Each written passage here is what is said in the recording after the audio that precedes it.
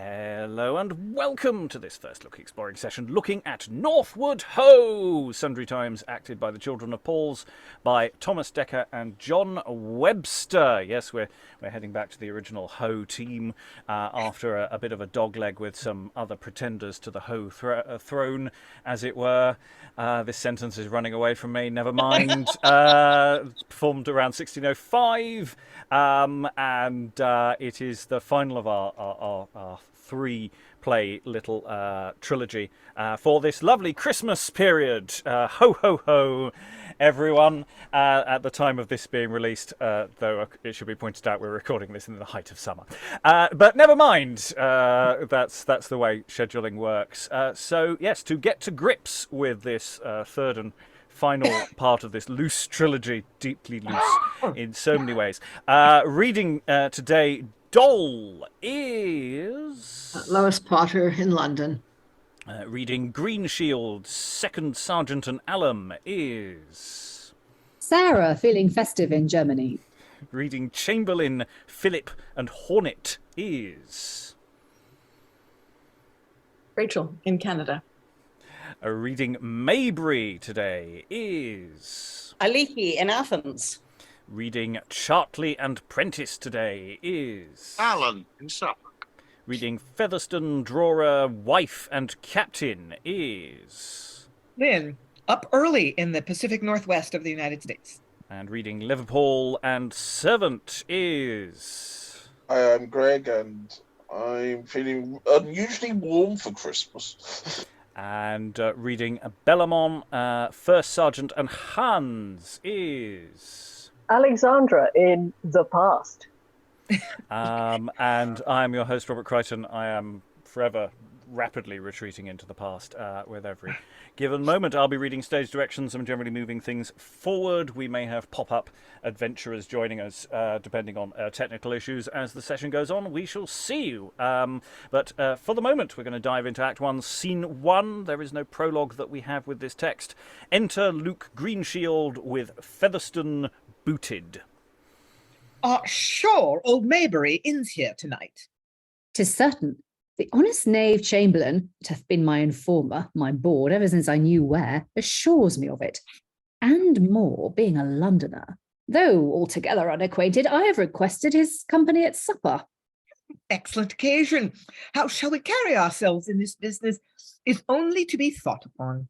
Be that my undertaking, if I do not take a full revenge of his wife's puritanical coyness. Suppose that she should be chaste. No, hang her! This art of seeming honest makes many of our young sons and heirs in the city look so like our prentices. Chamberlain! Enter Chamberlain. Here, sir. This honest knave is called Innocence. It's not a good name for a chamberlain. He dwelt at Dunstable not long since, and hath brought me and the two butchers' daughters there to interview 20 times. Not so little, I protest. How chance you left Dunstable, Zara? Faith, sir, the town dropped ever since the peace in Ireland. Your captains were wont to take their leaves of their London polecats, their wenches, I mean, sir, at Dunstable. The next morning, when they had broke their fast together, the wenches brought them to Hockley and the Hole. And so the one for London, the other for Westchester. Your only road now is York. York, sir. True, but yet it comes scant of the prophecy. Lincoln was, London is, and York shall be. Yes, sir, 'tis fulfilled. York shall be, that is, it shall be York still. Surely it was the meaning of the prophet. Will you have some crayfish and a spitchcock? Enter Mayberry with Bellamont. And a fat trout. You shall, sir. Beg your pardon. The Londoners you wot of. Exit Chamberlain. Most kindly welcome. I beseech you hold our boldness excused, sir. Sir, it is the health of travellers to enjoy good company. Will you walk? Whither travel you, I beseech you? To London, sir. We came from Sturbridge.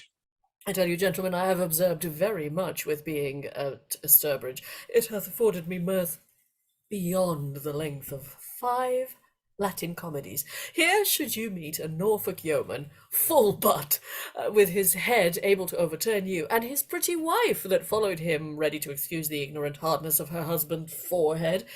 In the goose market, number of freshmen stuck here and there with a graduate, like cloves with great heads in a gammon of bacon. Here, two gentlemen making a marriage between their heirs over a wool pack. There, a minister's wife that could speak false Latin very lispingly. Here, two in one corner of a shop, Londoners, selling their wares, and other gentlemen courting their wives. Where they take up petticoats, you should find scholars and townsmen's wives crowding together while their husbands were in another market busy among the oxen. 'Twas like a camp, for in other countries so many punks do not follow an army. I could make an excellent description of it in a comedy. But whither you travelling, gentlemen? Faith, so we proposed a dangerous voyage, but upon better consideration, we altered our course. May we, without offence, partake the ground of it? 'Tis altogether trivial, in sooth. But to pass away the time till supper, I'll deliver it to you with protestation beforehand. I seek not to publish every gentlewoman's dishonour, only by the passage of my discourse to have you censure the state of our quarrel. Forth, sir. Frequenting the company of many merchants' wives in the city, my heart by chance leapt into mine eye to affect the fairest, but withal the falsest, creature that ever affection stooped to. Of what rank was she, I beseech you? Upon your... Upon your promise of secrecy. You shall close it up like treasure of your own, and yourself shall keep the key of it.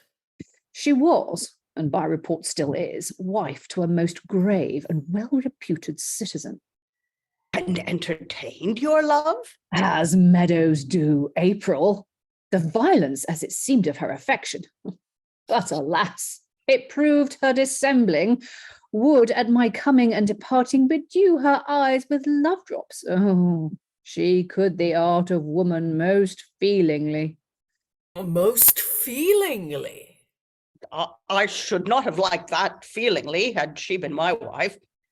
Give us some sack here, Faith. We're all friends and in private. What was her husband's name? I'll give you a carouse by and by. Oh, you shall pardon me his name. It seems you are a citizen. It would be discourse enough for you upon the exchange this fortnight, should I tell his name. Your modesty is this wife's commendation. On, sir! In the passage of our loves, amongst other favours of great value, she bestowed upon me this ring, which she protested was her husband's gift. The posy, my heart, that ring. Good, Faith. Not many nights coming to her, and being familiar with her. Kissing and so forth. Huh? Aye, sir. And talking to her feelingly. Pox on it, I lay with her. Oh, dear Faith, you are of a good complexion. Lying with her, as I say, and rising somewhat early from her in the morning, I lost this ring in her bed. In my wife's bed? Sir? Nothing. Let's have a fire, Chamberlain. I think my boots have taken water. I have such a shuddering.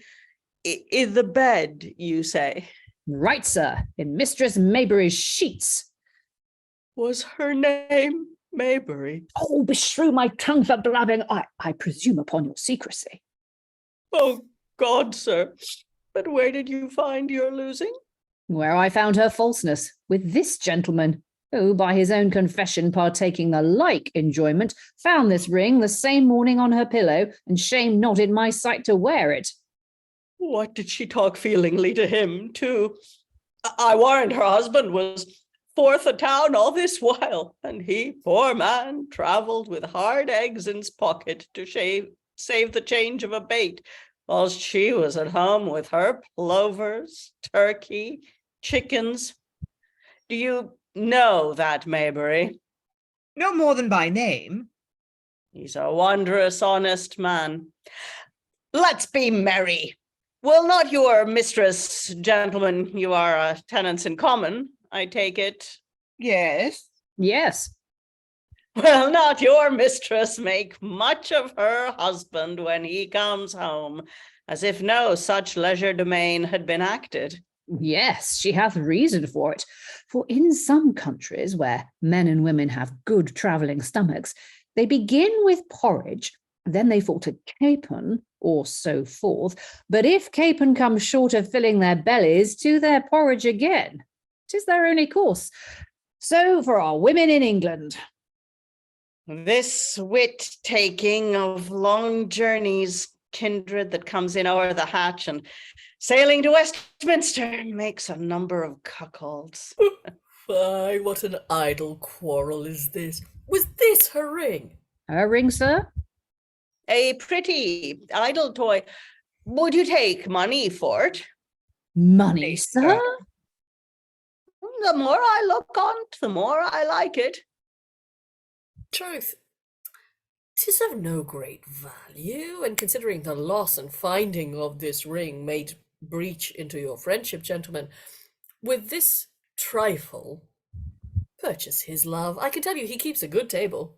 What, my mistress's gift? Faith, you are a merry gentleman. I'll give you my part in it. Troth, and mine, with your promise to conceal it from her husband. Doth he know of it yet? No, sir. He shall never then, I protest. Look you, this ring doth fit me passing well. I'm glad we have fitted you. This walking is wholesome. I was cold even now I sweat for it. Shalt walk into the garden, Luke. Gentlemen, we'll down and hasten supper. Look you, we must be better acquainted, that's all. Most willingly. Excellent.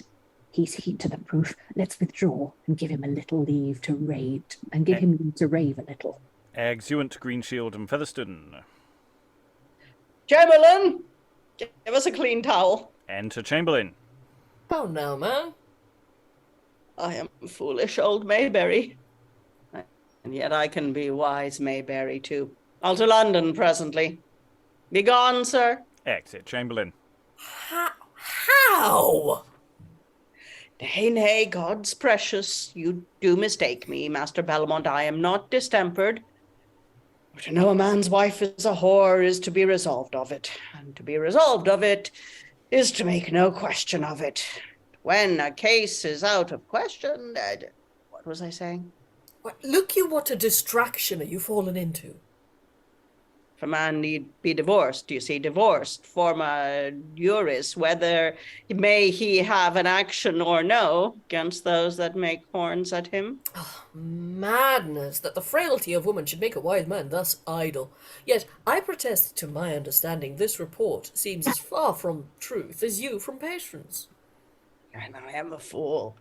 Yet I can be wise, and I list, too. What says my wedding ring? Indeed, that breeds some suspicion. For the rest, most gross and open, for two men both to love your wife, both to enjoy her bed, and to meet you as if by miracle, and not knowing you upon no occasion in the world, to thrust upon you a discourse of a quarrel with circumstance so dishonest that not any gentleman but of the country, blushing, would have published.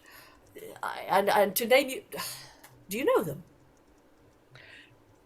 Eighth, now I remember I have seen them walk muffled by my shop. Like enough. Pray God they do not borrow money of us twixt where in London. Come, strive to blow over these clouds. What a cloud! You shall have clean moonshine. They have good smooth looks, the fellows. As jet, they will take up, I warrant you, where they may be trusted. Will you be merry? Wondrous merry. Let's have some sack to drown this cuckold. Down with him. Wondrous merry. One word, and no more. I am but a foolish tradesman. Yet I'll be a wise tradesman. And they exit end scene. And I thought I'd let that scene run, because it is quite a fiddly, complicated little scene. It's quite subtle. It's got lots of bits of sort of verbal just cleverness and things that interweaves this story of someone having his potential cuckoldry demonstrated to him, and of course it's very possible that the viewers of this play first time around actually would have a little spark of recognition as to where this story comes from, which I'll come on to in a moment, unless anyone brings it up first. Lynn. Yeah, I don't know. This starts out kind of mean-spirited. I mean, why do Featherstone and Greenshield want to torture Mayberry like this? Or have they both had affairs with his wife? I suspect not, because they're like, okay, we're gonna set this guy up. Are you sure he's coming? Okay, he's it's like, oh, I accidentally mentioned his name. Yeah, I mean, I guess it's kind of funny if you have a sort of cruel sense of humor, but I'm finding it a little uncomfortable.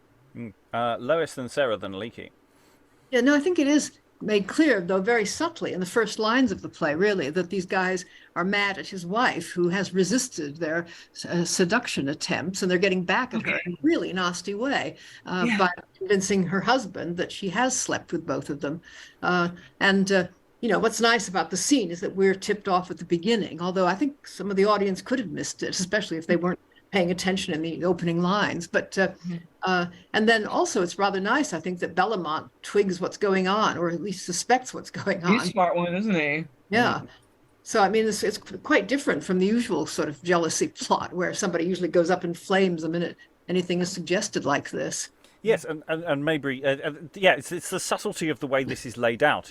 You can miss it. I mean, this is something about the performing of this, of making sure that people are really landing on what is important information and what isn't important information. I mean, Bellamont has this sort of random aside where he sort of tells all the fun of the fair. I was watching all these people. I was doing some people watching. Look, aren't people strange? Anyway, Sarah, then Aliki. I was pretty much going to say exactly what Lois said. My character, Greenshield, has half a line. If I do not take a full revenge of his wife's puritanical coyness, and that's all you get. But I mean, it's clear, but yeah, you could miss it. I like Lois. I really love the balance of this. I love the fact that it doesn't go where you think it's going to go, largely due to the Bellamont's kind of sapiness. And also the subtlety of way Mayberry takes everything in as well. There's these asides and has this sort of uncomfortable moment. But he doesn't explode. He doesn't. He does. He's going, I think I might need to do some research about this proposition, which is quite refreshing, actually. That doesn't always happen in situations like this. Aliki. I thought it was really nicely done, that setup, and I have great hopes that what is going to happen is that these guys are eventually in the play going to get their comeuppance, because it's going to be a revenge comedy. That's what I hope. Yeah. But it is that the way that this is a situation, and it's quite subtly done, and so early in the play. I mean, that's always a slight worry for a modern audience, because a modern audience usually needs about 5 minutes to key in. So I do slightly worry about this opening scene in terms of presenting it today, because just getting that data across and getting people into the zone. I kind of wonder whether actually you want to start with Mayberry and Bellamont and just let everyone slightly reorder some of the situation, and then have Featherstone and Greenshield do that little bit or something like that, just so that they've keyed into the tone. Alexandra, then Lynn, then Sarah, then Lois. My comment is close to what you were just saying, and it's just the fact that I love how swiftly and smoothly we are kind of brought into the plot here, and I think it would be so valuable for us, not as a modern audience, not to lose that, so that we're immediately immersed. But that is my concern, is how do you get across these details and these subtleties without either having a pre-show lecture or some sort of presentational aspect, because you don't want to do. I mean, we laugh at dumb shows when we don't laugh at them, but we have opinions about dumb shows when we encounter them in writing of that time. But the idea of what's going on could be represented in a visual way before the beginning, before the start of the lines. But then we'd be doing that thing that we don't like when it's imposed on us. So yeah, how do you find that balance? Yes, well, modern theatre is full of dumb show. There's very rarely an early modern play presented without an additional dumb show at the beginning, actually. It's almost a cliche that we throw these in. And people thinking they're being radical, and in fact they're just returning to early modern practice. Hey, I love the ironies. Lynn? Yeah, I would be tempted to do some kind of little dumb show at the beginning with Mayberry and his wife in the shop and saying goodbye to each other. Have a good day, dear. And then Green and Feather coming in, and she's like, "Oh, you guys again? Out! I'm not interested." And then we get into the text of the play as we have it, because it takes a few minutes, even when the language isn't somewhat archaic, for an audience to sort of get in the groove. And it's structurally unusual to have a play begin with what's essentially the antagonist. But when I'm with Aliki, I hope bad things happen to them. They're basically punishing these people for having a successful marriage. Like, you're bad people. Sorry. I can't imagine John Webster doing anything horrible to any characters at all. Sarah, then Lois, then Aliki. Yes, I think dumb shows get a bad name, and I wonder if it's because, a lot of them, obviously, there was obviously a lot of it about in early modern theatre, and the only ones that have survived are the ones that have kind of been laboriously written out and are very, very literal, and so we're a bit like, oh.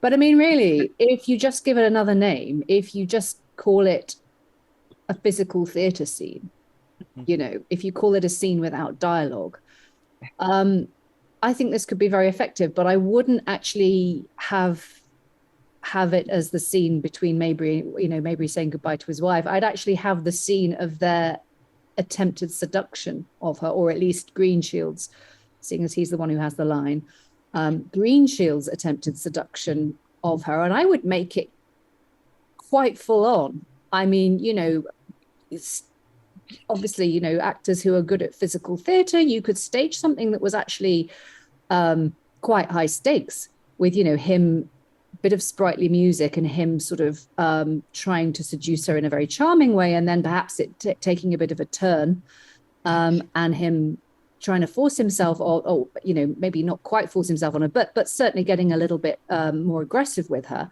and her sort of, slamming the door in his face or whatever. I think that would actually pique the audience's interest. I don't think it would be giving away too much, because you find out that their rotters literally 2 lines later. So it would actually be quite a piquant way of getting the audience into this play. And yeah, I think you just have to rename these things and give them a slightly cooler title, and all of a sudden it's fine. Of course, we may be massively overstating the problem, and it'll be fine with a bit of rehearsal. Lois, then Aliki. Yeah, I agree very much with Sarah. I mean, I would even have Mistress Mayberry possibly slap his face or something to explain, the degree of his anger. And something else I did want to comment on was one of them. I think somebody says, "Will you walk?" And then right at the end of that dialogue with the 4 guys, Mayberry says, "Oh, this walking certainly gets you warm, doesn't it?" And this must mean that entire conversation is happening while they're all walking around the stage, which certainly you could do something with. I don't know quite what, but it just seems interesting. Yeah, Aliki. Just to follow up very quickly on that, there's also Mayberry's line about, which is the one Lois mentioned, but there's the physical comedy potential of that, of him trying to pass off all of his reactions to this news as, yes, a bit too much vigorous in the walking there. That's fun. I also, Rob pretty much said it. I think we may be overstating this. I mean, I'm not against doing a silent bit at the beginning, but also I think it's quite fun to wrong foot the audience and have them not know that she isn't cheating. And they'll find out eventually. They'll figure it out. And aren't all of these Ho plays about false cheatings rather than the previous 2? We had people who thought their wives were cheating when they really weren't, or wives who were playing at cheating when they weren't. Or Yeah. Yes. Yeah. That so- was definitely Westward Ho, wasn't it? It wasn't. I think Eastward was as It well. is- Wasn't it's- it? Well, Still- no, in Eastward, Security's wife certainly does intend to run off with Petronelle, though she doesn't. I mean, there is, in Yeah. fact, adultery, but there could have been. Yes, there is definitely some skirting with the idea of adultery. So, in a moment, we will read the next scene. But just because when I said that this might be familiar to an audience, and in fact, this as an idea of them trying to pass this story over, because it comes from a source, it comes from something that the patrons will have experienced, because it comes from one of the 100 Merry Tales by John Rastall, which is a very old book by this point, and quite shop-worn, but still quite popular and about, and it's the story of the cuckold who gained a ring by his judgment. 2 gentlemen of acquaintance were appointed to lie with a gentlewoman in one night, the one not knowing the other at diverse times. This first at his hour appointed came, and in the bed there he fortuned to lose a ring. The second gentleman, when he was gone, came and fortuned to find the same ring, and when he had sped his business, departed. And 2 or 3 days after, the first gentleman, seeing his ring on the other's finger, challenged him of it, and he denied it him, and bade him tell where he had lost it. And he said, in such a gentlewoman's bed. Then quoth the other, and there I found it. And the one said he would have it, and the other said he should not.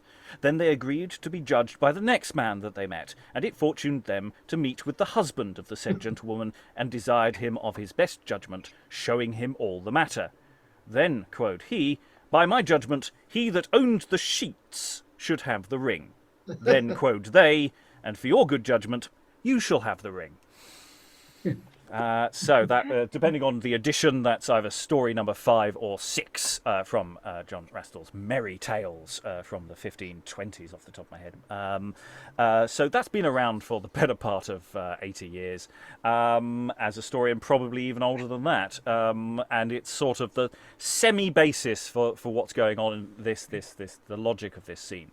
And I say many in the audience might have recognised that. They might not. A modern audience probably wouldn't. But hey, you never know. We could prime them somehow, perhaps.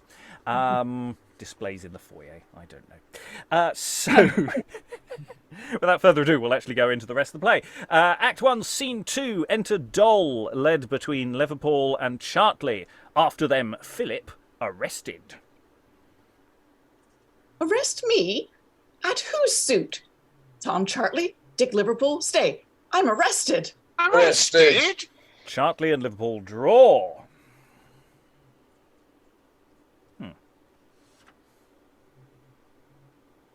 First Sergeant. Have I not given out a First Sergeant?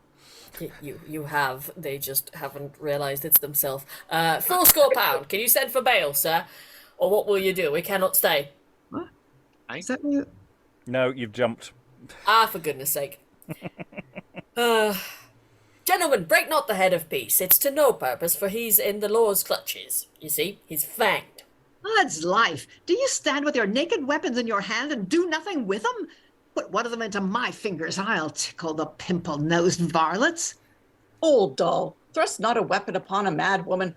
Officer, step back into the tavern. You might have taken me in the street, and not in the tavern entry, you cannibals. We did it for your credit, sir. How much is the debt? Drawer, some wine. Enter drawer. £4. Can you send for bail, sir, or what will you do? We cannot stay. You cannot, you pasty-footed rascals. You will stay one day in hell. £4 draws deep. Farewell, Doll. Come, sergeants. I'll step to mine uncle, not far off, hereby in Pudding Lane, and he shall bail me.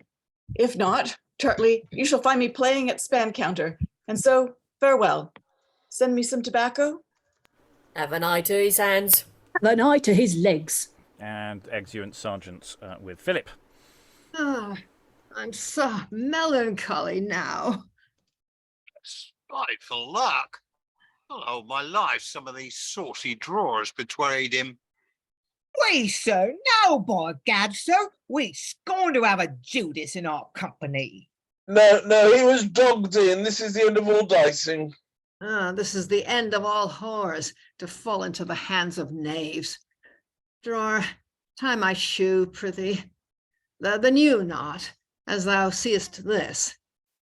Philip is a good, honest gentleman. I love him because he'll spend.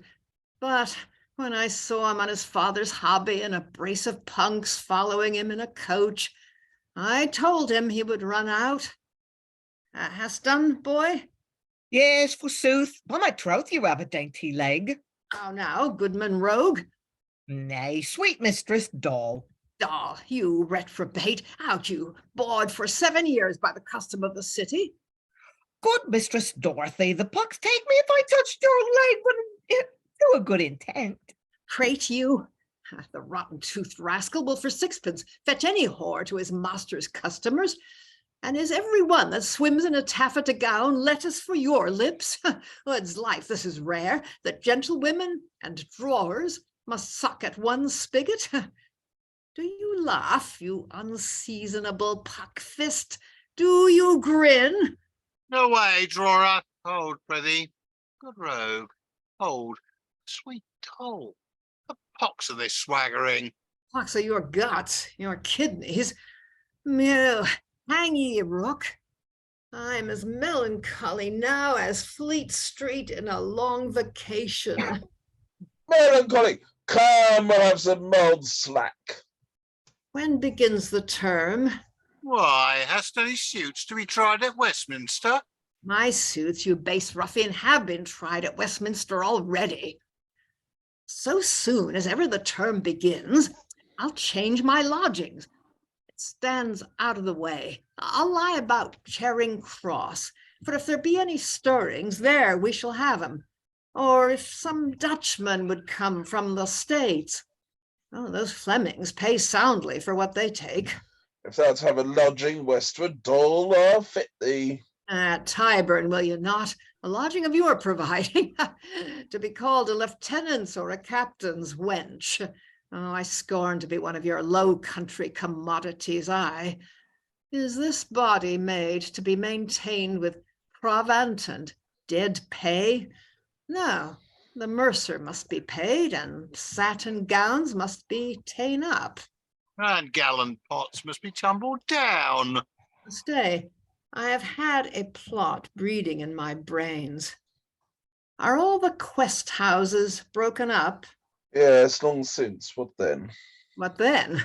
Marry, then is the wind come about. And for those poor wenches that before Christmas fled westward with bag and baggage, come now sailing alongst the lee shore with a northerly wind. And we that had warrants to lie without the liberties, come now dropping into the freedom by owl light, sneakingly. But doll, what's the plot thou speakest of? Marry, this. Gentlemen and tobacco stinkers and such like are still buzzing where sweetmeats are, like flies, but they make any flesh stink that they blow upon. I will leave those fellows, therefore, in the hands of their laundresses. Silver is the king's stamp, man God's stamp, and a woman is man's stamp. We are not current till we pass from one man to another. Very good. I will, therefore, take a fair house in the city. No matter, though it be a tavern that has blown up his master, it shall be in trade still, for I know divers taverns in the town that have but a wall between them and a hothouse. It shall then be given out that I am a gentlewoman of such a birth, such a wealth, have had such a breeding, and so forth, and of such a carriage and such qualities, and so forth. To set it off the better, old Jack Hornet shall take upon him to be my father. Excellent, with a chain about his neck and so forth. For that, St. Martin's and we will talk. I know we shall have gudgeons bite presently. If they do, boys, you shall live like knights' fellows. As occasion serves, you shall wear liveries and wait, but when gulls are my windfalls, you shall be gentlemen and keep them company. Seek out Jack Hornet incontinently. We will. Come, Chartley, we'll play our parts, I warrant. Do so. The world's a stage from which strange shapes we borrow. Today we are honest, and rank knaves tomorrow. Exeunt, or vice versa. There's some great lines in that, isn't there? There's some really lovely stuff. You unseasonable puckfist. That's one to be careful where you've placed your teeth when you say. Thoughts of the room. Did I see some waving? Aliki. Oh, I enjoyed this scene so much. I mean, I didn't understand quite a lot of what happened, but all of that kind of roguery and drinking and such, really enjoyable. And I love the prostitute as mastermind of the confidence trick. Wonderful. She's setting up the long con, and I don't think I've seen that before. And she's great, wonderful characters. I was wondering if Dick Leverpool is a northern joke and should be played with a Scouse accent, and if maybe all of them are regional in some way. I don't know. That I do not know, but yeah, it's a good thought. And yes, you're right. We haven't had that many con tricks. Explicitly laid out con tricks. We have sort of the short con going on a lot, but it is in the literature again. It's in the kind of stuff you find in coney catching pamphlets. So it's stuff that's about, but we haven't had that much that's quite so explicit on this gradient here. So yes, Dole is setting up a false identity of respectability and is chasing after the decent profits, not the small profits, looking to make some real cash. And this sort of highlights the joys and the problems of this kind of city comedy. Something that is very time specific is that we get some of these great lines of dialogue, but then also we get a sense of, I don't actually know what the dialogue means. It sounds great, but it's using colloquialisms and terms, and as a totality, it sort of comes at you in a way that you go, I need to decode this. Give me a minute.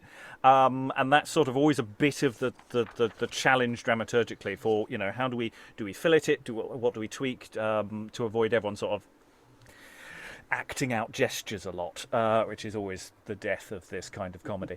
Alan. Yeah, I think Aliki's right with the idea of Liverpool should probably be played with Northern.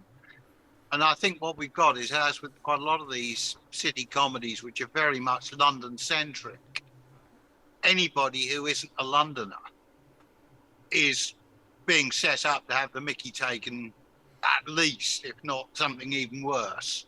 Yes, that's where your victim of your con comes from, is someone out of town. You don't want someone who might know you or find you again.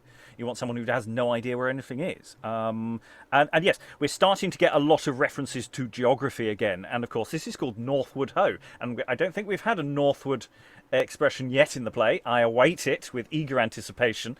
So yes, so there is a sense of geography is now being introduced. There was one line I don't know if anyone has a clue. Tie my shoe, prithee, the new knot. Was there a new knot came into circulation at this point? No one figured them all out at this stage. Allum. Yeah, I mean, again, it's the latest fashion, sir. I'm wondering if it's something specific, though. I'm curious about it. It seems like a reference to something. Elaborate, over the top, and probably not functionally that useful. Lois. Well, he said, the new knot, as thou seest this. So there must be another one that he's got to copy. I mean, I think part of this is that he obviously touches her leg and then she slaps him or something, I think, for being familiar. Yes. Yes, I did notice additional stage work. When he says, you have a dainty leg, and then how now, Goodman Rogue, it's obviously he's getting a bit fresh at that point. Is a fair... and of course, we got Philip at the beginning, who's being taken off. And I love the way he says to the officers, couldn't you have arrested me discreetly outside? You just arrested me in front of all my mates. and you get that with arrests, today. It is a thing of, what place do you actually get arrested? How discreetly is it done? And clearly they've not been discreet at all, and he's not a very happy They say we did it for your credit. They thought that it would be even worse if he was arrested in the street. It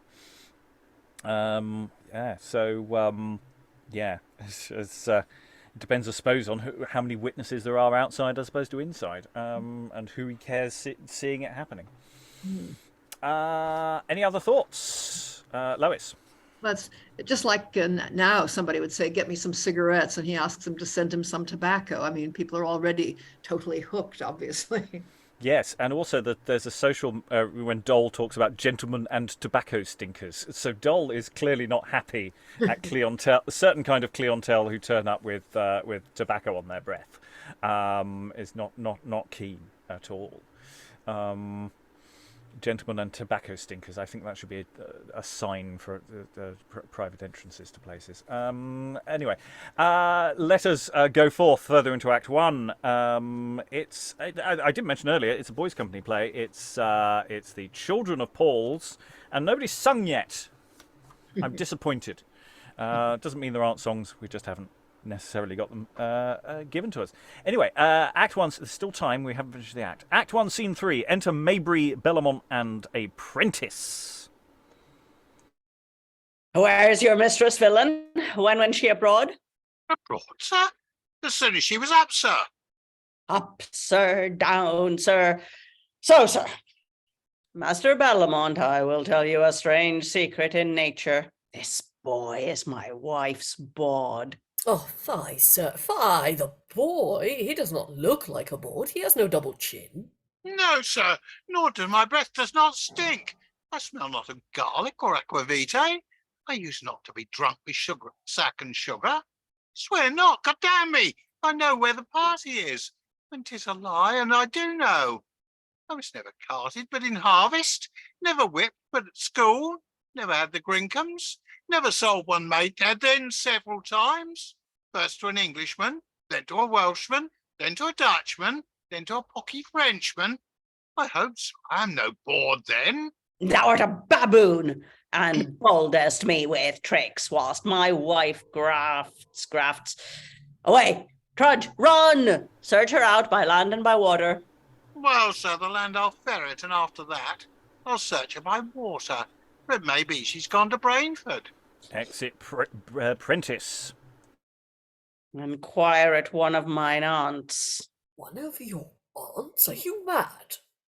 Yea, as many of the 12 companies are. Troubled. I'll chide you. Go to, I'll chide you soundly. Master Bellamont. Master Mayberry, before your servant to dance a Lancashire hornpipe, it shows worse to me than dancing doth to a deaf man that sees not the fiddles. Foot, you talk like a player.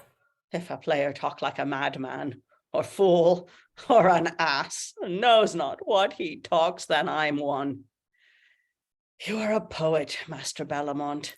I will bestow a piece of plate upon you to bring my wife upon the stage. Would not her humour please, gentlemen? I think it would. Yours would make gentlemen as fat as fools.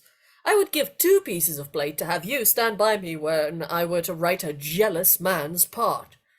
Jealous men are either knaves or coxcombs. Be you neither. You wear yellow hose without cause. Without cause? When my mare bears double without cause. And without wit. When 2 virginal jacks skip up as the key of my instrument goes down. They are 2 wicked elders. And my wife's ring does smoke for't. Your wife's ring may deceive you. Master Bellamont, had it not been my wife had made me a cuckold, it should never have grieved me. You wrong her upon my soul. No, she wrongs me upon her body. Enter a serving man. Now, Blue Bottle, what flutter you for, sea pie?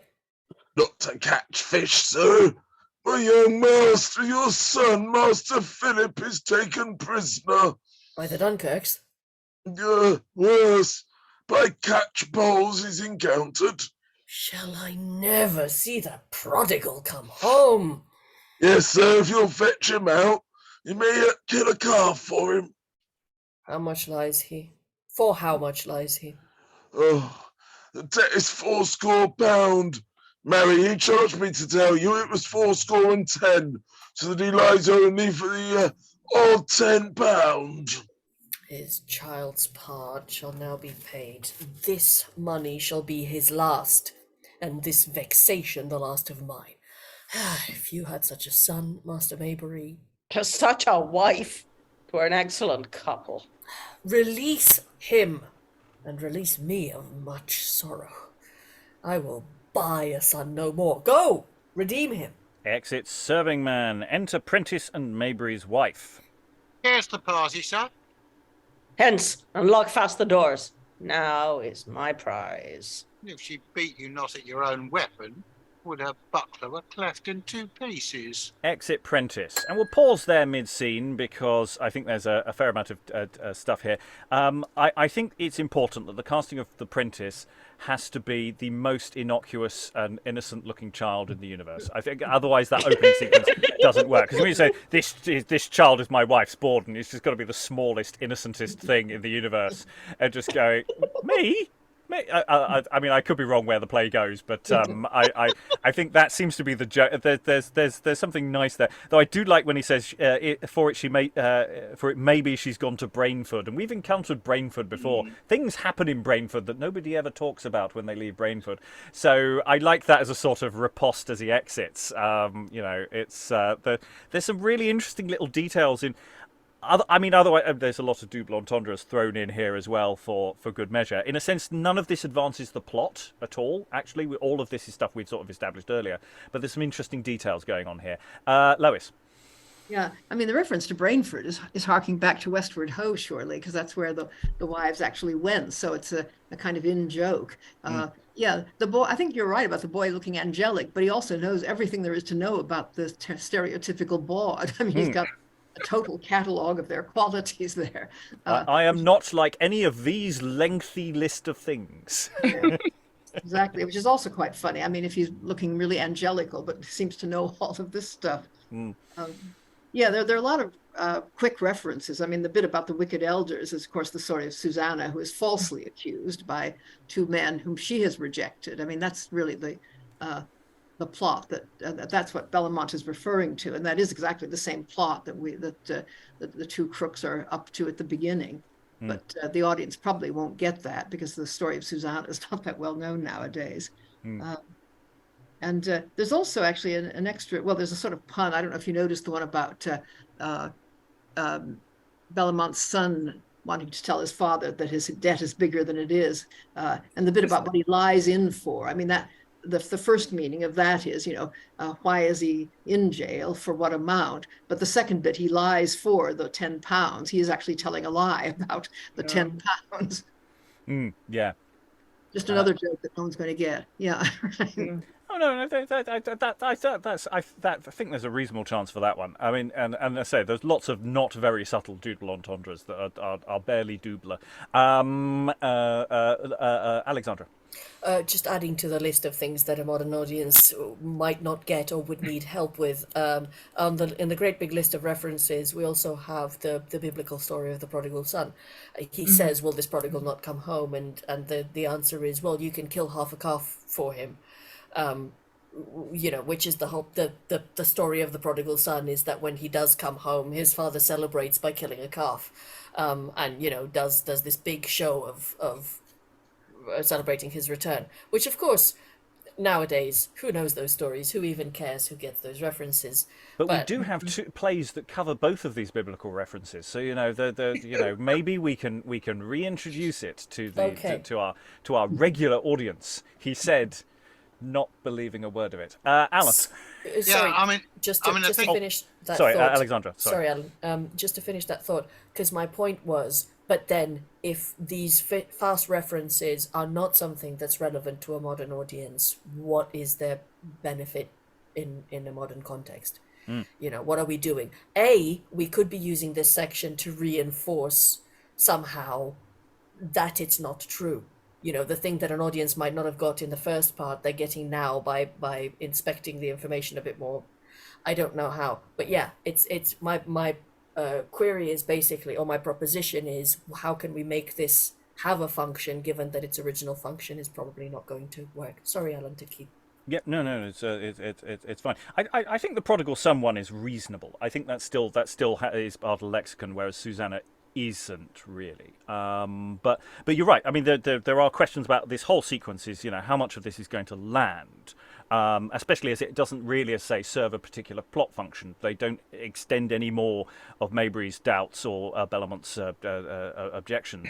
They're sort of reintroducing things that we've sort of got in play beyond that.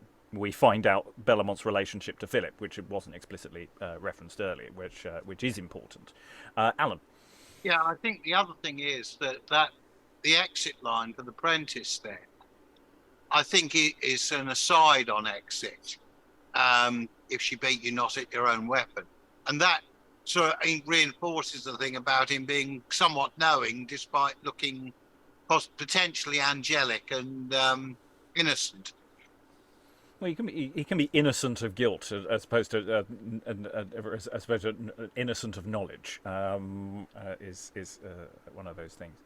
Okay, we're still mid-scene, so we have left the Bellamont and Mayberry with Mayberry's wife, who we are now introduced to. So exit Prentice and Bellamont takes over. I will not have you handle her too roughly. No, I will, like a justice to the of the peace, grow to the point. Are you not a whore? Never start. Thou art a cloth worker and hast turned me.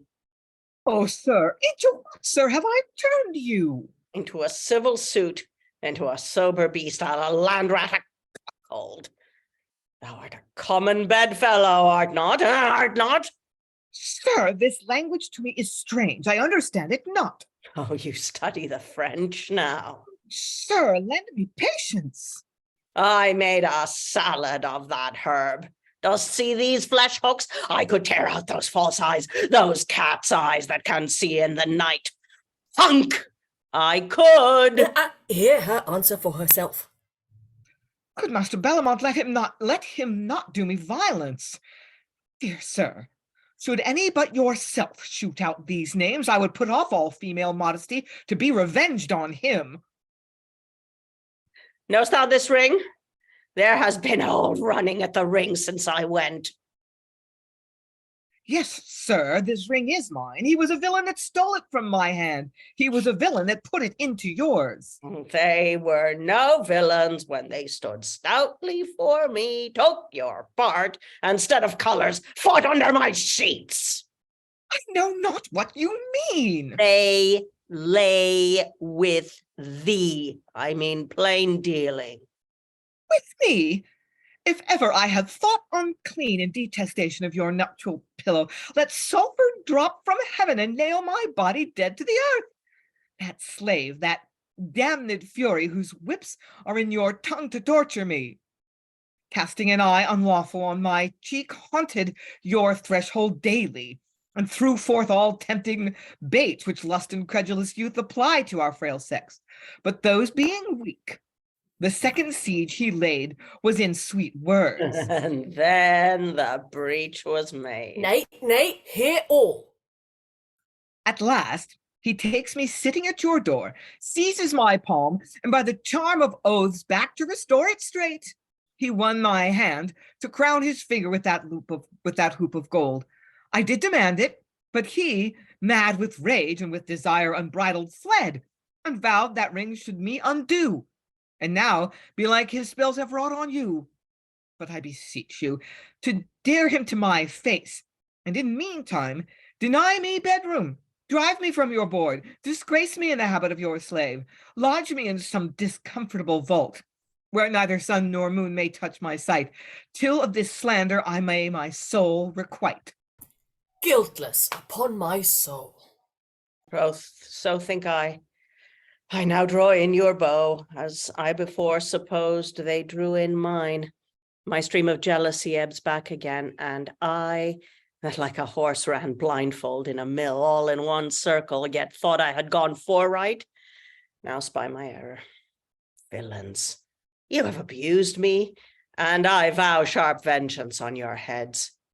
Drive in your tears. I take your word, you're honest, which good men, very good men, will scarce do to their wives. I will bring home these serpents, and allow them the heat of mine own bosom. Wife, I charge you, set out your behaviours towards them in such colours as if you had been their whore. I'll have it so. I'll candy o'er my words and sleek my brow, entreat them that they would not point at me nor mock my horns. With this arm I'll embrace them, and with this go to.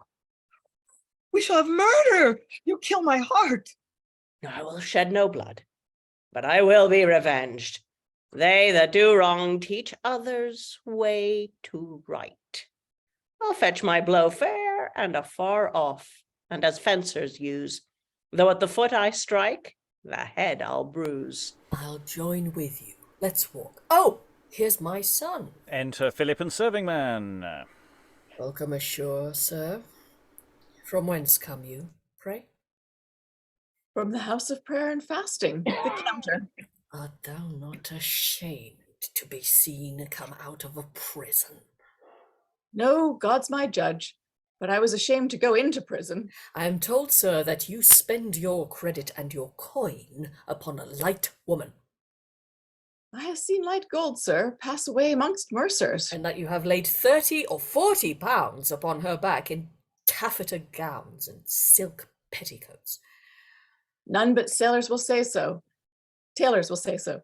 I ne'er laid anything on her back. I confess I took up a petticoat and raised a forepart for her. But who has to do with that? Marry, that has everybody, Master Philip. Leave her company. Or leave me, for she's a woman of an ill name. Her name is Dorothy, sir. I hope that's no ill name. What is she? What wilt thou do with her? Sblood, sir. What does he with her? Dost mean to marry her? Of what birth is she? What are her comings in? What does she live upon? Rents, sir, rents. She lives upon her rents. And can I have her? You can? Nay, father, if destiny dogged me, I must have her. You have often told me the 9 muses are all women, and you deal with them. May I not the better be allowed one than you so many? Look you, sir, the northern man loves white meats, the southern man loves salads, the Essex man a calf, the Kentish man a wagtail, the Lancashire man an egg pie, the Welshman leeks and cheese, and your Londoners were all mutton. So, father, goodbye. I was born in London. Stay, look you, sir. As he that lives upon salads without mutton feeds like an ox, for he eats grass, you know, yet rises as hungry as an ass, and as he that makes a dinner of leeks will have lean cheeks. So thou, foolish Londoner, if nothing but raw mutton can diet thee, look to live like a fool and a slave, and to die like a beggar and a knave. Come, Master Mayberry. Farewell, boy. Farewell, Father Snot. Sir, if I have her, I'll spend more in mustard and vinegar in a year than you in beef. More saucy knave thou. And exit. Okay, quite a few things going. Well, 2 things sort of going on in this scene. Philip has wit, if not necessarily brains. But not ashamed to come out of prison. I was more ashamed to go in. Bob. That's fine. But yeah, he is. You can sort of see the interconnection of plots starting to weave themselves together here. Following on, of course, from the wife giving a stolid defence of her virtue, and Mayberry believing it and vowing revenge. Not murdery revenge, but cunning, clever revenge. Revenge with a smile and happiness and cheerfulness that will do something terrible. Lots of things. I'll go to Lynn, then Lois. Yeah, maybe. It feels to me as if the Mayberry plot is like resolving too quickly. It's like he was so quick to believe she had cheated on him. Now he's so quick to believe to take her word for it. So I wonder if there's actually a new complication being introduced. He says, oh, I believe you. Pretend that you actually have become their mistress. And it's part of my revenge. Maybe that's what's going on. And maybe he's setting her up for some kind of a test. Going to get her and her supposed lovers alone together, and he's going to eavesdrop or something. It just seems like he turned around so quickly. I don't know. The wife was very convincing. Lois. Yeah. I mean, I think Mayberry is to some extent being depicted as a bit silly. I mean, he started out that scene by telling Bellamont that he was going to proceed indirectly, and then he promptly said to her, "You're a whore." So, I mean, that could hardly be more direct than that. And I think, and then he seems to have a sort of catchphrase. At least we had it in the first scene, something like, though I may be a silly tradesman, but yet I'm going to be a wise tradesman. And I think it's just lucky that he's got a friend like Bellamont who does seem to have good sense. Yeah. Yeah, absolutely. I mean, yes, that is a very much obvious setup, undermine of himself gag that goes on at the beginning of that sequence. And yeah, there is something very tonally quite silly about what's going on. But it's also interesting that the moment the wife puts in a defence, that everything goes into verse for a bit. I mean, everything's been in prose, and then suddenly it's, I will do virtuous, and my verse speaking will convince you. And that's sort of, I kind of feel that's sort of how it works. And if we are looking for a dumb show, the wife has provided us with the full outline of what the dumb show should look like at the top of the show in very visual terms, actually. So if we want to do that, we've got our description. We can crib it from this scene, which is helpful. It gives us all the things. Any other thoughts? Alexandra, are you waving? No, I was just nodding along to the idea of she's given us what the dumb show would be, which means we don't need it. Because it means that I was concerned about the fact that it might be difficult for an audience to pick up what's going on, but actually this is only scene 3, and we get the clarity of what has been going on. So even if they, I can't remember who it was that said, even if they do believe, even if as an audience we do believe that what the two people at the beginning are saying is the truth, it's very swift that we'll find out it's not, as long as it's played in such a way as to make it clear that she's not lying. And also I wanted to say what I said in the chat, which is actually I really wanted him to side with her when the husband did sort of go, all right, I'll take your word for it. Let's trick the guys who are slandering you. I suddenly became much more on board.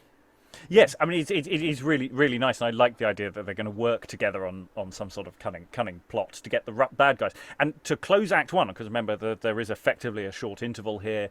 There might be music, there might be candle trimming, etc. Plays ebb and flow as to how much they make use of that. But this is a unit of action potentially here that we've got, and that seems to be placing us pretty well. We've established all, I think, the major characters. There are a few minor characters I think we're going to get, but I think we've established all the really important players. There's a sense of interrelationship between almost everybody now, and it feels like we've set up most of the cogs in motion. We're now going to develop how revenge and extensions of these things are going to go. Of course, it may not happen that way. I don't know. So let's dive into Act 2 then. Act 2, Scene 1. It's another chunky scene. We get a lot of new people popping in, as well as or the odd new people popping in, as well as people we've already established. So enter Hornet, Doll, who we've already met, Leverpool, and Chartley, who are like serving men. I like a fiddler's bass viol, new setup, in a good case, boys. Is it neat? Is it terse? Am I handsome, huh? Admirable. Excellent. An under sheriff cannot cover a knave more cunningly. If he should come before like a church. If he should come before a churchwarden, it would make him pew fellow with the Lord Steward at least. If I had but a staff in my hand, fools would think I were one of Simon or Jude's gentlemen ushers, that my apparel were hired. They say 3 tailors go to the making of a man. But I'm sure I had 4 tailors and a half went into the making of me thus. This suit, though it have been canvassed well, yet 'tis no lawsuit, for it 'twas despatched sooner than a posset on a wedding night. Why, I tell thee, Jack Hornet, if the devil and all the brokers in Long Lane had rifled their wardrobe, they would have been damned before they had fitted thee thus. Punk, I shall be a simple father for you. How does my chain show? Now I walk. Oh, if thou wert hung in chains, thou couldst not show better. But how to set our blue coats on our backs? As they do upon bankrupt retainers' backs at St. George's feast in London. But at Westminster, it makes them scorn the badge of their occupation. There, the bragging, veloured, canyoned hobby horses prance up and down as if some of the tilters had ridden them. Nays, foot, if they be bankrupts, 'tis like some of them to have ridden them, and thereupon the citizen's proverb rises, when he says he trusts not a broken staff. Oh, Hornet, now you play my father. Take heed you be not out of your part and shame your adopted daughter. I will look gravely, doll. Do you see, boys? Like the foreman of a jury, and speak wisely, like a Latin schoolmaster, and be surly and dogged and proud, like the keeper of a prison. You must lie horribly when you talk of your lands. No shopkeeper shall outlie me, nay, no fencer. When I hem, boys, you shall duck. When I cough and spit, goblets. Doll? The pox shall be in your lungs, Hornet. No, doll. With these high shoes shall tread me out. All the lessons that I have pricked out for him is, when the weathercock of my body turns towards them, to stand bare. And not be saucy, as serving men are. Come, we're no such creatures as you take us for. If we have but good draughts in my Peter boat, fresh salmon, you sweet villains, shall be no meat with us. Foot, nothing moves my collar but that chain is copper. But 'tis no matter. Better men than old Jack Hornet have rode up Holborn with as bad a thing about their necks as this. Your right whiffler indeed hangs himself at St. Martin's, and not in Cheapside. Peace, somebody rings. Run both while he has the rope in his hand. If it be a prize, hail him. If a man of war, blow him up, or hang him out at the mainyard's end. Exeunt Liverpool and Chartley. But what ghosts? Hold up, my fine girl. What ghosts haunt thy house? Oh, why, divers. I have a clothier's factor or two, a grocer that would fain pepper me, a Welsh captain that lays hard siege, a Dutch merchant that would spend all that he's able to make in the Low Countries, but to take measure of my Holland sheets when I lie in them. I hear trampling. Tis my Flemish boy. And having referenced some of the people who will be introduced in a moment, enter Liverpool, Chartley, and Hans van Belch. That is for you and for you in 2, 3, 4 and 5 shillings. Drinks skal hem op zijn vriezen. Neemt dat voor drinksgeld. Oh, did our cans crack again, Master Hans van Belch? How is het met jou? How is het, vrouw? Vrolijk? Ich fare well, God dank you. Nay, I'm an apt scholar and can take. Dat is good, dat is good. Ik kan niet stay long, for ik heb een schip come now op onze water. Oh, mijn schone vrouw. We shall dance, lantaratara, en zing. Ik drink to you, mijn heer van... wat man is dat, vrouw? Nay, pray, sir, on. What Hansfoot is that, Dorothy? 'Tis my father. God sacrament, your father! Wij zeggen you niet zo to mijn hart. 'Tis mine all great desire to call you mijn vader, for ik love this schonen vrouw your dochterin. Sir, you are welcome in the way of honesty. Ik bedank you. Ik heb zo gevonden, vader. What's your name, I pray? Mijn naam ben Hans van Belch. Hans van Belch? Ja, het is zo, het is zo. De dronken man is altijd remember me. Do you play the merchant, son Belch? Ja, vader.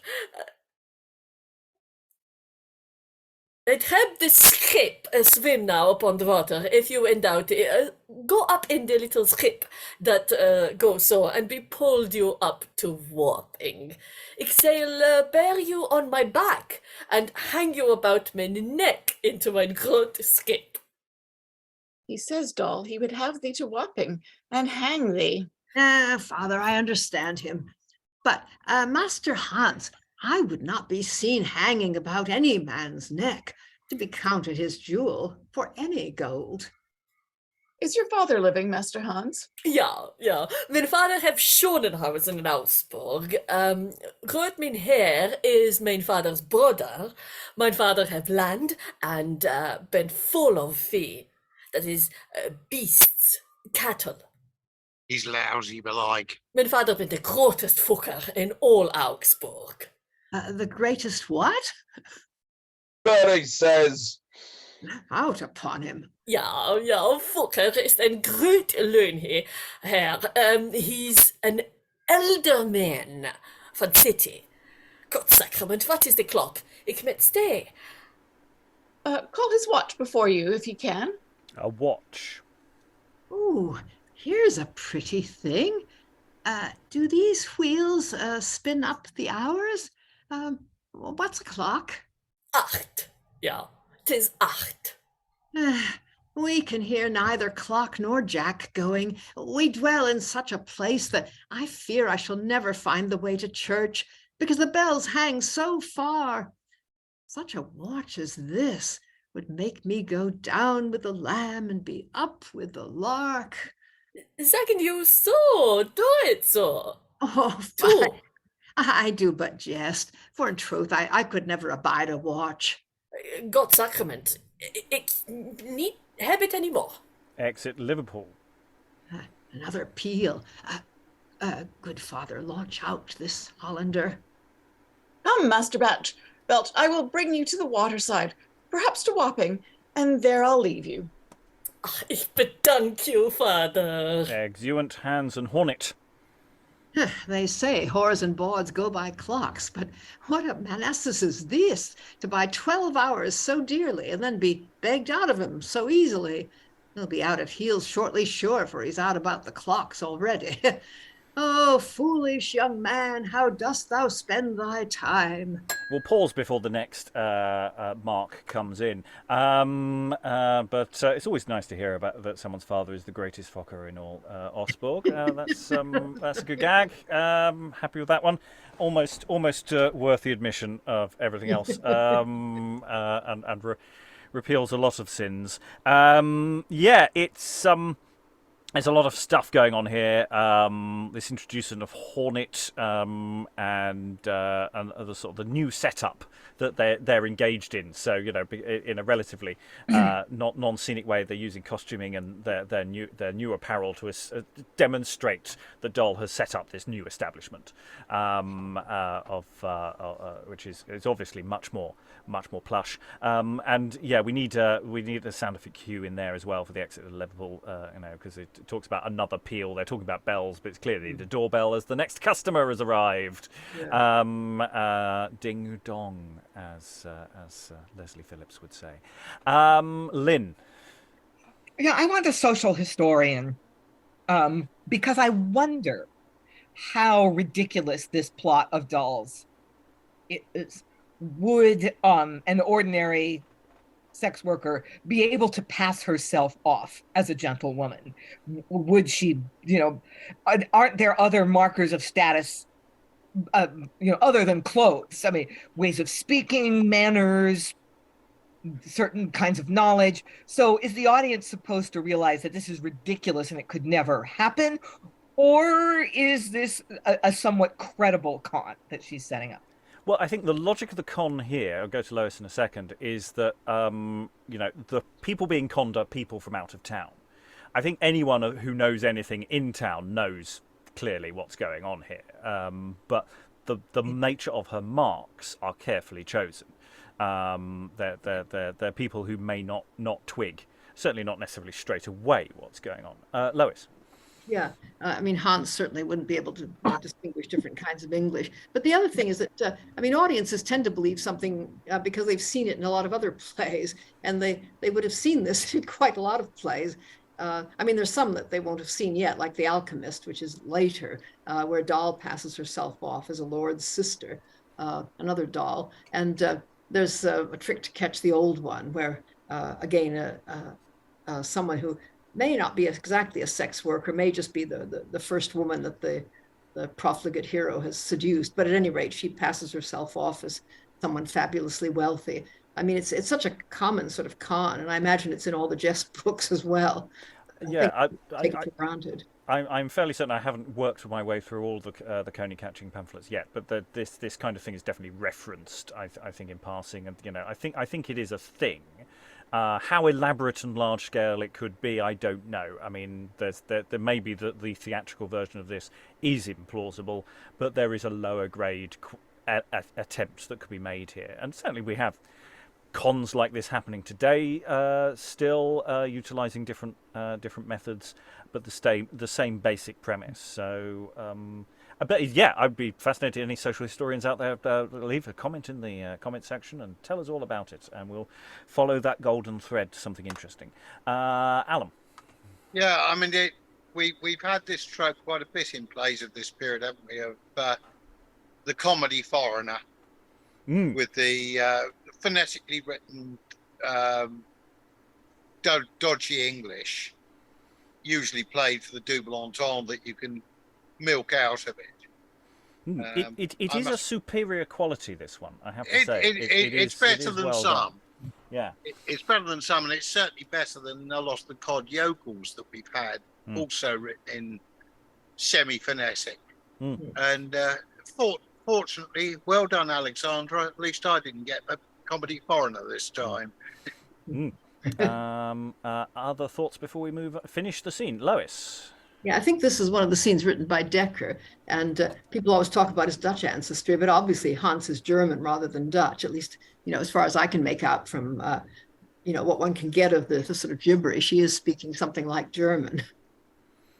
Yes, authorities suggest indeed that this is Dekker. If those who want to play the game at home as to who wrote which bits, we do seem to have reasonably clear authorial distinctions. Anyone who wants to play that game, feel free to have a go at home as to what division of Act 1 was by Dekker and which division was by Webster. If you so wish to play that game, you can. It won't make you happier. Alexandra. On the subject of the accent real quick and the character itself, he's described as Flemish.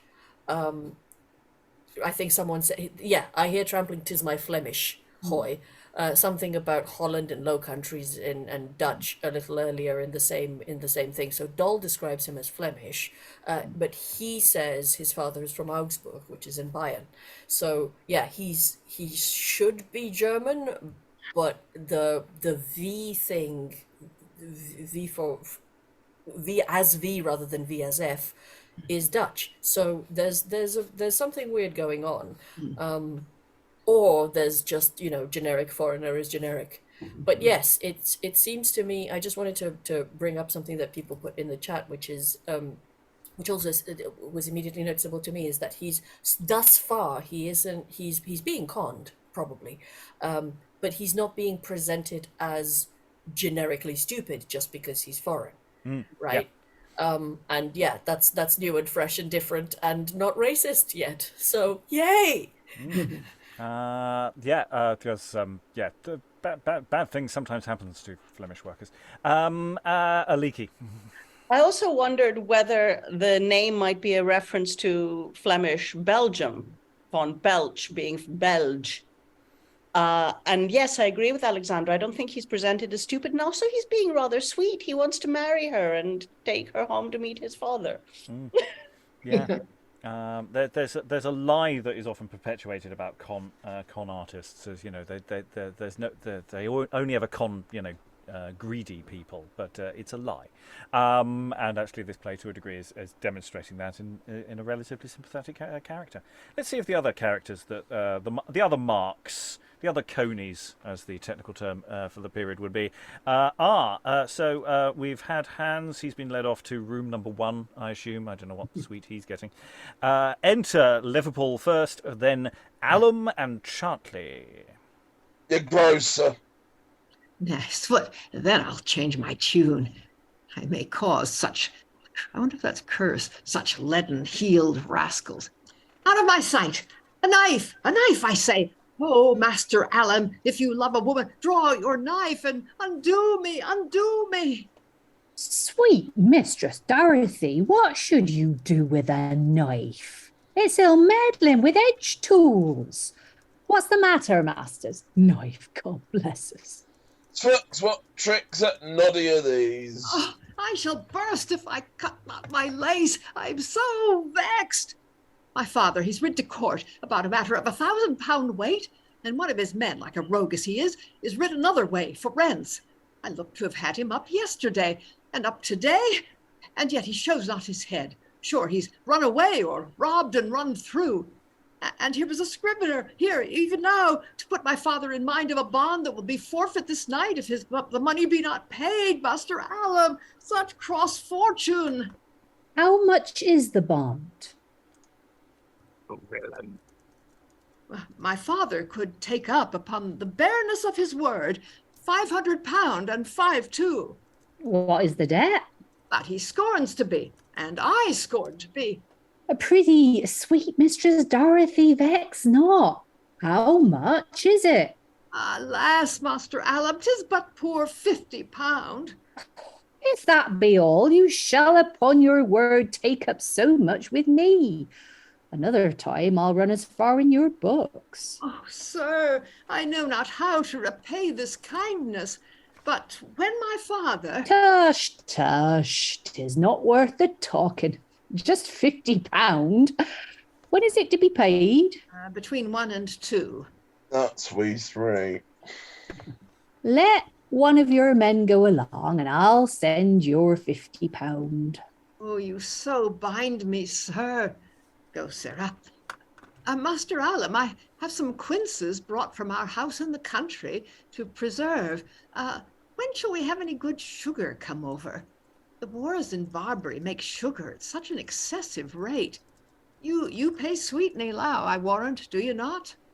You shall have an old chest of sugar, if you please. Oh, nay, by my faith, 4 or 5 loaves will be enough, and I'll pay you at my first child, Master Allum. Content, i' faith, your man shall bring all under one. I'll borrow a kiss of you at parting. How you shall, sir. I borrow more of you. Yes, enter Captain Jenkins at this point, and exeunt Allum and Liverpool. Save you, Captain. Welcome, good Captain Jenkins. Was he a barber surgeon that dressed your lips so? Barber, he's my tailor. I bid him measure how high he would make the standing collar of my new taffeta gown before, and he, as tailors will be, saucy and liquorish, laid me o'er the lips. God's blood, I'll lay him across his coxcomb next day. Oh, you know 'tis not for a gentlewoman to stand with a knave for a small matter, and so I would not strive with him only to be rid of him. If I take Master Pricklouse ramping so high again by this iron, which is none of God's angel, I'll make him know how to kiss your blind cheek sooner. Mistress Dorothy Hornet, I would not have you be a hornet to lick at cowsherds, but to sting such shreds of rascality. Will you sing "A Tailor Shall Have Me, My Joy"? Oh, Captain, I'd be led by you in anything. A tailor? Oh. Of what stature or size have you a stomach to have your husband now? Oh, of the meanest stature, Captain. Not a size longer than yourself, nor shorter. By God, 'tis well said. All your best captains of the Low Countries are no taller as I. But why of my pitch, Mistress Doll? Because your smallest arrows fly farthest. Ah, you little hard-favored villain, but sweet villain, I love thee because thou'lt draw at my side. Hang the rogue that will not fight for a woman. It's blood and hang him for a earth that, for worse than a rogue that will slash and cut for a woman, if she be a whore. Prithee, good Captain Jenkins, teach me to speak some Welsh. Methinks a Welshman's tongue is the neatest tongue. As any tongue in the earl, unless cra me Chris, that's earth. How do you say, I love you with all my heart? Mi cavahui en helon.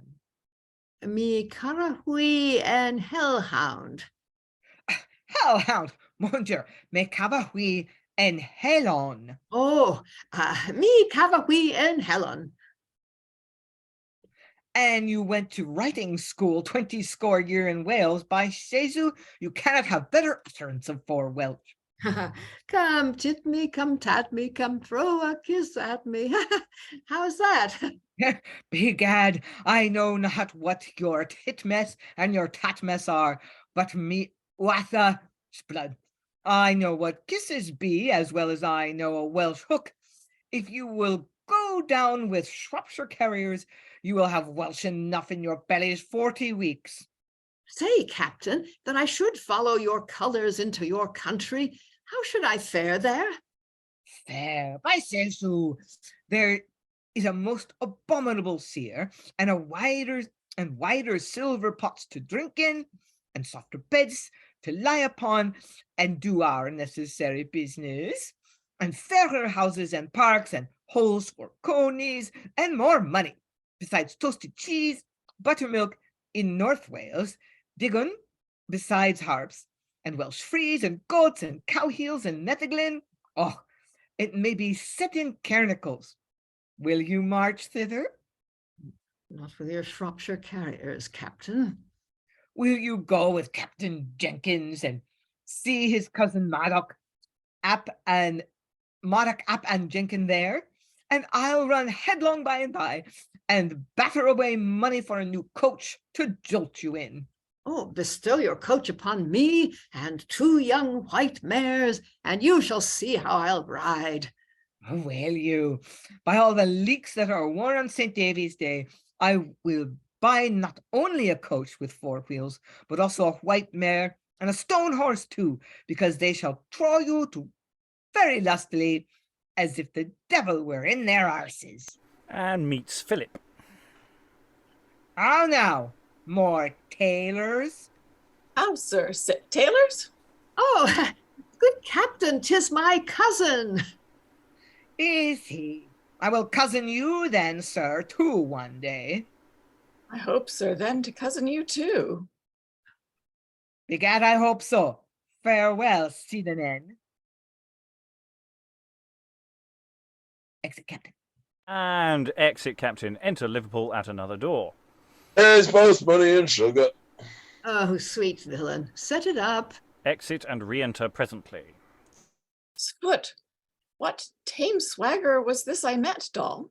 A captain. But has escaped the Dunkirks, honest Philip.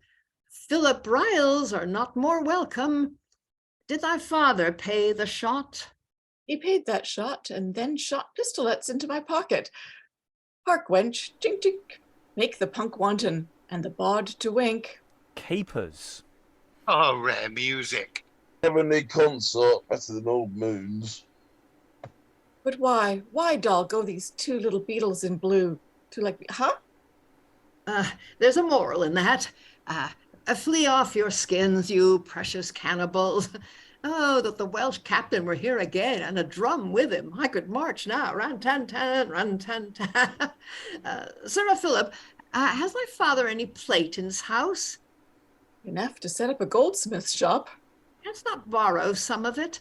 We shall have guests tomorrow or next day, and I would serve the hungry ragamuffins in plate, though 'twere none of my own.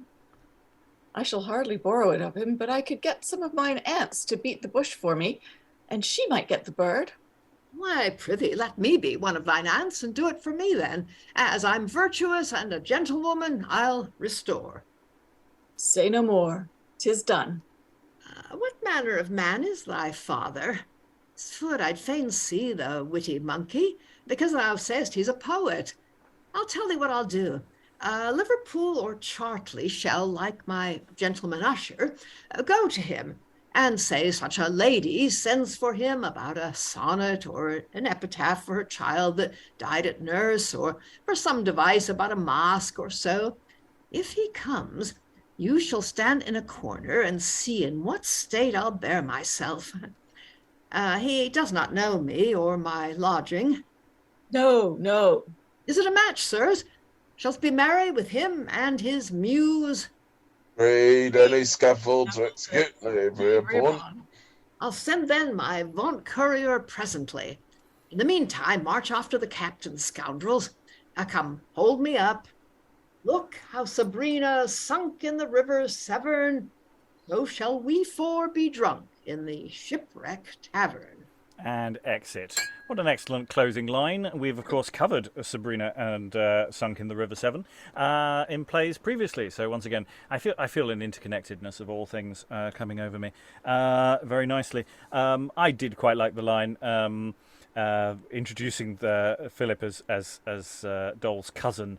I will cousin you then, sir, one day too. I hope so then to cousin you too. I did think that was terribly witty in a scene that was less witty. The captain sequence was a little more laboured, shall we say? I mean, there's some stuff there that we could pick out and make slightly more. I mean, I like a wee joke, but it's a bit laboured. So yeah, but we're setting up again potential interconnectedness between characters as well. We're setting up Philip's father as well for something here, and I'm bringing that into the play. We're getting a run on the plate, the family silver, etc. So there's some gold for that matter. So yeah, we're having there's a series of interconnected marks potentially going on here. So it's all quite interesting. Thoughts from the room on this scene, closing of this scene, or the scene overall? Silence, almost. Aliki.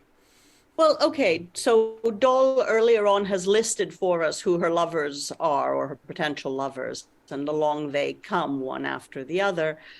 I don't know how much they will have to do with the rest of the plot, and it may be that a wise production would cut them if they're only there to make a series of jokes and not integral to the functioning of it. Because certainly I think you could probably get away with the comedy Dutchman, especially as he's not played as a bad person or an idiot. I'm not sure if you can get away with the comedy Welshman, certainly not in a British production. He's very, very gross stereotype set. Yes, there's a certain logic of the Dutch can probably take it, but it's within this sort of neighbour of comedy universe. The Welsh stuff it's just rather tedious as well. Beyond those more pragmatic problems of just it's not desperately good stuff. Allum. Yeah, there was also thinking about the London-centric, anti-regional, anti-foreign, out of anybody who isn't actually from one of our next-door neighbours. In the earlier sequence where we had those series of the Essex man likes calf and so on, it was interesting. There was no pops those north of the border, and I just wondered whether that was a reflection of the real politique of the date of the original production, because you're pretty well on top of gunpowder plot here, aren't you? Lois. Yeah, pretty well on top of Eastward Ho too, where the authors got in trouble for jokes about the Scots. I think one thing they're not going to do in this play. That's probably it.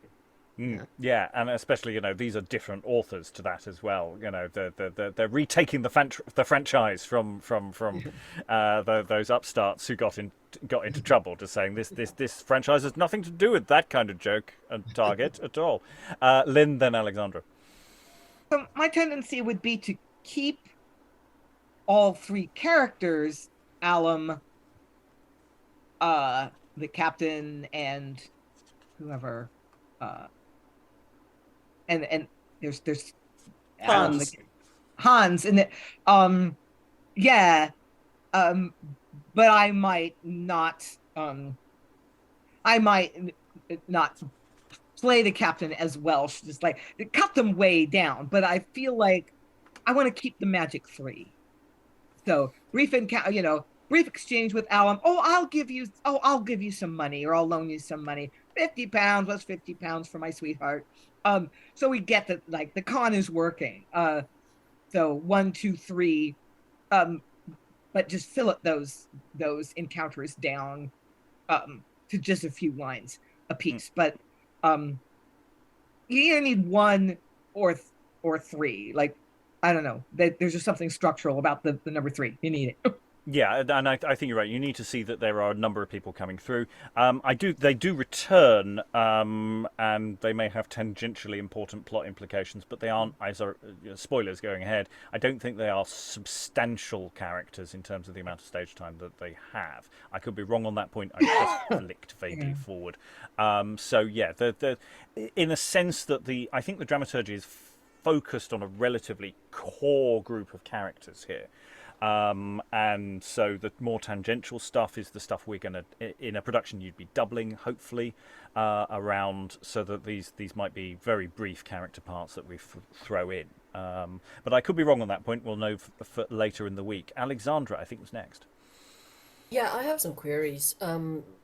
Firstly, I was going to say maybe the Welsh person mockery might be as a result of the Scottish person mockery no longer being allowed, and so what other local target do we have? Oh, I know, because there's something very clearly intentional in mocking a local outsider and then also a slightly more distant outsider, and both of these nations are nations that at this point I believe are in alliance with England. So it's kind of, laugh at or subjugated by it, as the case may be. So it's sort of acceptable targets, I guess. I was wondering about Philip escaping the Dunkirks, and whether that's reference to a nation as well. If anybody knows whether that's something specific. And also, I just wanted to throw back to you, Rob. You wanted song. We didn't give you song, but there's a caper. Will that do for you? Yeah, but we're into Act 2, so I was hoping for more in Act 1. But you're right, we have got a caper, and presumably the caper to music. There's reference to heavenly consorts. So yeah, we've got music. We've got some, and I'm sure there might be some songs in there. I've got a footnote of Dunkirk privateers, and no more information on that. Yeah. So presumably that's someone who harries people across the waters, based presumably at Dunkirk. I don't know any more on that. Lois, then Alan. Well, yeah, it's being used figuratively, though, to refer to the people that arrested him, obviously, and took him off to jail.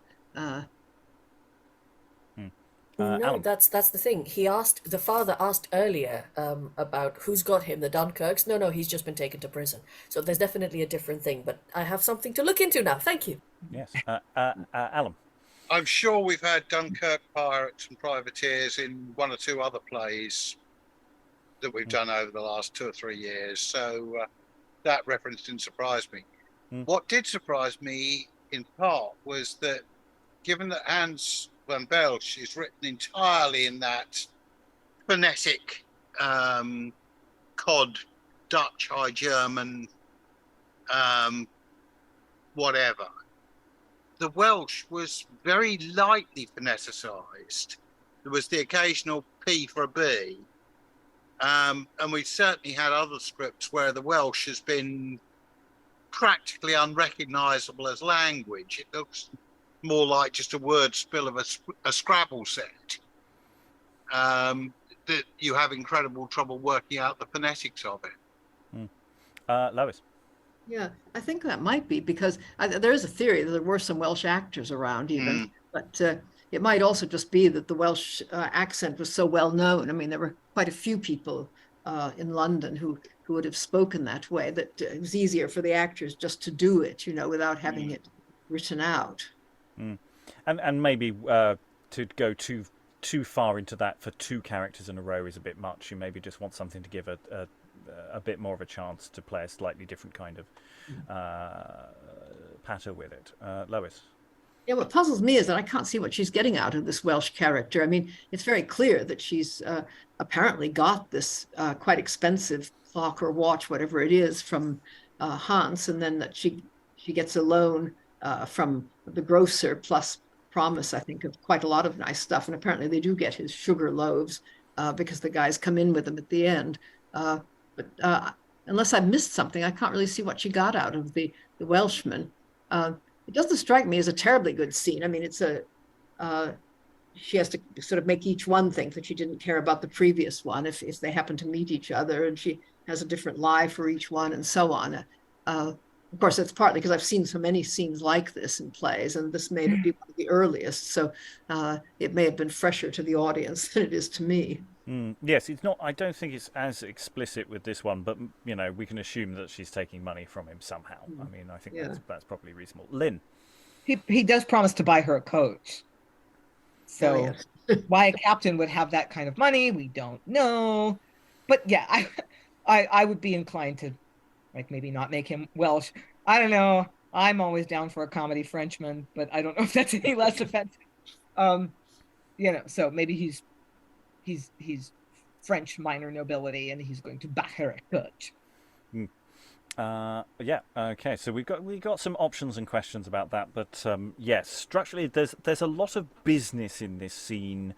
Again, it doesn't sort of move the plot until quite late on, as it were. There's a lot of setup there's a lot with Hornet at the beginning of the scene that I'm not wholly sure I'm fully on board with. But there's a lot of good potential here. But I am definitely feeling this one is one where a reasonable trim is potentially in order here. Not just for clarity of stuff that's just history has not been kind to, but also just that there is perhaps more stuff here than we particularly want for a comedy runtime.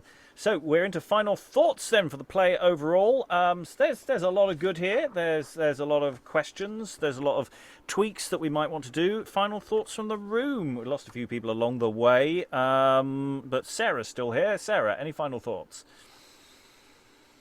I'm enjoying it so far. I'm liking all the characterization. I mean, the setting aside the final scene that we've just read and everything that people have just said about it, I kind of believe in these people, which is not necessarily a requisite for an early modern play, but it always helps. It helps me anyway. I'm the sort of person who wants to believe in the characters I'm suspending my disbelief for. And I do actually like Mayberry's foolish, but he has layers to him. Dole is very entertaining. I enjoyed the wife. I'm surprised Featherstone and what's-his-face, Greenshield haven't reappeared, but I'm assuming they will do at some point. I mean, they're kind of fairly generic scoundrels, but they were quite fun. So yeah, I'm enjoying it so far. Yes, it's true. I mean, it's Featherstone and Greenshield has yet to make his stamp. Sorry. Moving on. Alexandra, any final thoughts? Just a revelation that indeed the Dunkirk privateers are commerce raiders. They are privateers, which are a big thing in the period, I guess. So it's a word that immediately would be recognizable to the audience and would carry sort of meaning and significance. Which again, as a modern audience, we would have difficulty with. It might just be easy to say the pirates and leave it at that. Yeah,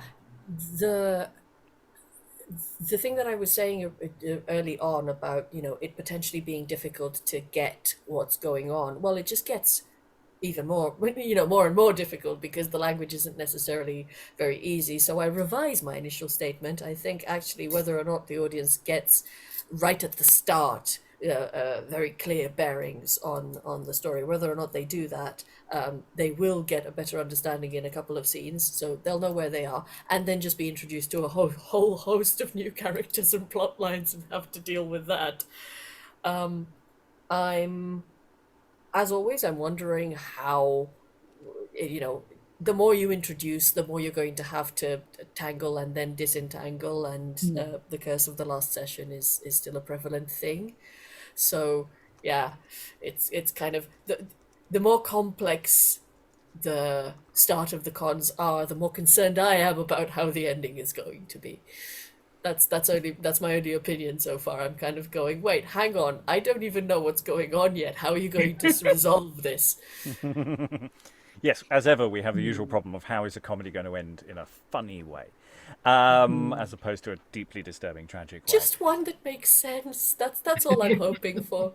Well, to be fair, we were quite pleased in a previous play, or a play that will be released in the future, of an ending when nobody got married. We were so happy. And I think it's got potential. I think it's got, if these things become, we love, even in modern times, we still love these kind of really intricate person betrays person, tricks them into thing, and then gets away with that.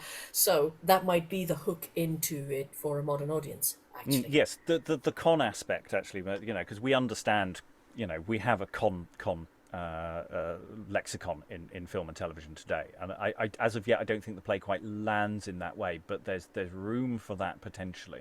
I think there's also the question of, in terms of revising the script, when we're talking about cuts, I think we're talking about salami cuts as well, and salami edits, just to make it clearer, line by line, what is going on. So it's quite keyhole surgery rather than and maybe that last scene needs a thorough reworking, but actually a lot of it is just that word's too much, that line's too much, that's we don't that's getting in the way of meaning, but then again maybe we're just being overly and it might be fine in performance with some acting.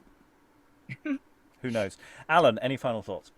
Yeah, I must admit I'm not quite decided which is the A plot and which is the B plot, because I must admit the doll and her assorted clientele seem to be getting more of the screen time, as it were, at the moment, and also have got potentially a more interesting set of dynamics, whereas the introductory plot, which one would normally assume would be the A plot, does seem to sort of stall for a bit. Mm-hmm. Well, I think that's because we've stopped midway through Act 2. I don't know whether that's immediately going to get picked up again in the end of in the next scene. He said, looking ahead. Yes, that is literally what's about to happen. So, structurally, it's sort of. I think each act is going to intersect with the two plots reasonably evenly. It's just this one currently has the major attachment, but the two plots are also interrelated, because the Bellamont is the bridge, or the primary bridge between the two plot lines. So everything is interrelated. So in that sense, trying to find an A plot and a B plot or a C plot, etc., might be the wrong way of thinking about this play, because they're all wibbly wobbly, timey wimey. And you might, sorry, I cut you off. Any additional things? No, I mean, apart from that, it does actually get to cases pretty damn quickly, which is a nice change from some of the stuff we've done lately, which seemed to have taken, the whole of the first act to really start moving. This one was moving from pretty well the first line, and I think probably would work reasonably well with a modern audience for that reason. Although, taking note of the fact that there are references in there which we're probably picking up because of our immersion therapy in the stuff of this period. But I must admit, I was quite surprised that there was a reservation that, would anyone recognise the story of the prodigal? Or is it just I'm now extremely old and that type of education has disappeared. I think it still does. It does still pop up, but I think there were always going to be some generational shifts in terms of things that are in common usage, and what it depends on what we expect the age of the audience to be. Some things can go over people's heads, and some people's, you can't get everybody. You can try, and so we can live with the odd reference slipping by, but we have to have a reasonable attempt to grab it. Also, we're currently doing this as an international thing, and of course, local references will work locally depending on the context of the production we're producing as well. I've just made a terrible joke that only some people may actually get, but that's the nature of jokes, is that they're often tied to a very specific locality. Lynn, any final thoughts? Sorry. Right. When a train's going by my house. So, just quickly in terms of editing, I think that the sort of surgical edit is the way to go about this, and which could be worse. That there are texts where that kind of editing is harder because so much of this is in prose. There's very little verse, so one thing you don't have to worry about is preserving the pentameter. So that makes that those sort of that cosmetic surgery a little easier. My concern right now is the ending. Curse of the Final Session, because I'm not even really sure yet how I feel about all of these characters. I definitely want bad things to happen to Greenshield and Featherstone. How bad is a question. I mean, I don't want them to die, but I certainly do want them to be, publicly humiliated and, maybe even beat up a little bit. And I want Mayberry and his wife to reconcile, maybe to learn his lesson about jealousy, and the wife to be vindicated. But I kind of don't know how I feel about Philip. He's pretty irresponsible. But he is Bellamont's son, and we like Bellamont. And Doll, I kind of can't help liking her, but she's fundamentally amoral. So, how do I want this to resolve so it will be satisfying? And it's kind of, I don't know yet. I mean, the good end happily and the bad unhappily. That's what fiction means. But what does that mean when people are not really either clearly good or bad? So I want a satisfying ending, but I can't even tell you what that would look like. Yes, I mean, I'm all for a slightly unsatisfying ending, so long as it's the right kind of unsatisfying. Certainly, I don't always want everyone to get their comeuppance, especially in this sort of morally murky universe here. That yes, we're supposed to be interested in Doll and find Doll engaging, and to a degree, we kind of want her to get away with whatever she's planning, depending on who her marks are, and how she gets them. That's how con dramas function, is that they tell us the mark is evil and horrible and therefore worth conning. If their marks are actually quite nice, then we feel in a slightly more ambiguous place. And it's an interesting question how we play those marks in this text. Lois, you were Doll. Any final thoughts? Yeah, well, I'm certainly enjoying this.